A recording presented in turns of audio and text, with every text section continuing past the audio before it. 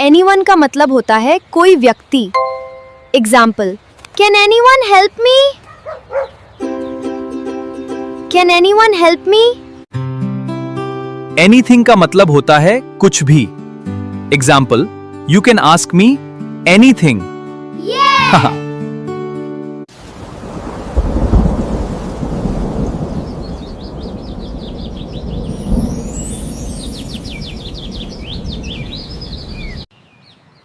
Appear का मतलब होता है दिखाई देना।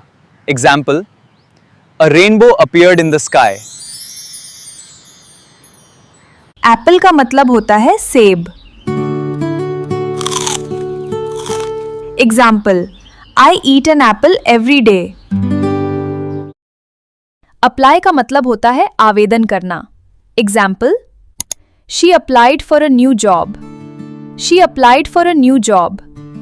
अगर आपको ये वीडियो पसंद आई हो तो चैनल को सब्सक्राइब करें और रोज नए इंग्लिश वर्ड सीखें।